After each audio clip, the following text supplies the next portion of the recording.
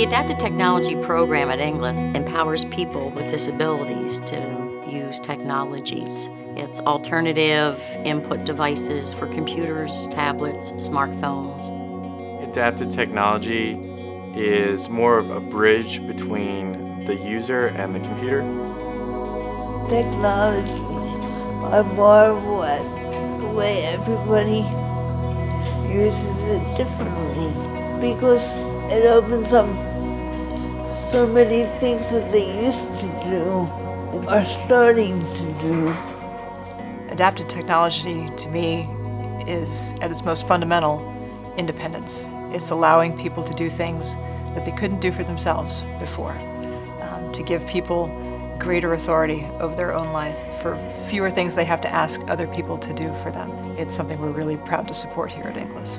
Adapted technology investments we are making are truly giving people both new and expanded abilities and truly increasing their independence. The Computer Lab's purpose is computer access. It's just this exciting hub. It's a place for folks to connect with their family, to connect with each other, to socialize, to engage with us, to learn a new skill. Using adapted or alternative input devices, we began to implement those technologies about 20 years ago. Then we went from perhaps 12 of our residents being able to use the computer lab to over 150 that we're servicing in-house today. You can't put a price tag on showing people a pathway to doing something that they had no idea was possible. We've expanded the technologies. We have eye gaze technologies, voice-activated technologies, single switch access to a computer, tablet, or smartphone.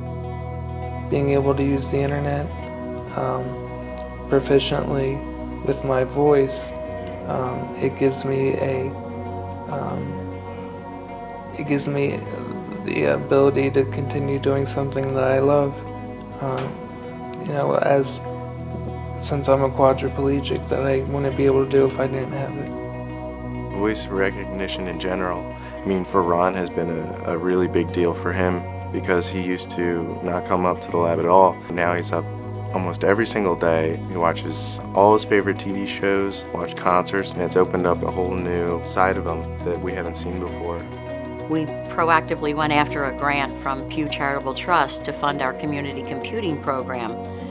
And in the first 3 years of that grant, we successfully trained 230-some individuals living in the community with disabilities, and to help empower them to pursue jobs, careers, socialization, independently shop from home. Being able to communicate with people, being able to pay bills online, being able to purchase things online, that is independence in itself. I see artists and people who thought that they could never paint again or never be able to create art, and I see it every day now. These tools have helped them get back into it. When they thought something wasn't possible, we showed them an option, and now it is possible for them. We don't use a curriculum, we actually use a goals-based approach so that we're able to hone in on the skills and desires of the individual. Hi, Nanny. Say hi. Hi, Macy. Hi, Lena. Hi, Philip. It's allowed a grandmother to use Skype to communicate with her family who are located across the country, so she sees her daughter and her grandchildren through Skype. That gave me a sense of empowerment, that I could do things without the help of others. I could have private conversations. All of our residents go through an assessment and training period so that they learn to use these adapted technologies based on what their physical abilities are. Using eye gaze technology, which means you're able to just use your eyes to control everything that you do on a computer, from internet access to email access to social media to game playing. That's one of our newer technologies. Stuart, who's a resident here at Inglis, has severe mobility restrictions. A really smart guy, but if you're a smart guy who can't turn the page in a book, how do you study? How do you read? A technical setup that allows him to project books onto a TV screen and use an electronic device to turn those pages independently is just a monumental difference, an example of technology really having a concrete impact on someone's quality of life and independence. Trying to predict where technology is going to go for people with disabilities, it's really wide open as to where it's going to go. 3D printing is allowing us to really look at an individual uniquely. You have between 12 and 14 basic wheelchair driving joysticks. So what we're doing now is we're taking a complete 360-degree image of their hands, and we're going to be building custom joysticks so that we're now adapting the joystick to the client.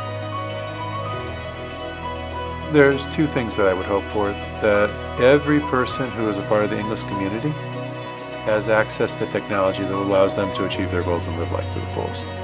And the second is that the technology allows people to really do whatever it is that they dream of doing. If we can find ways to do those two things, then we'll have changed the world for people.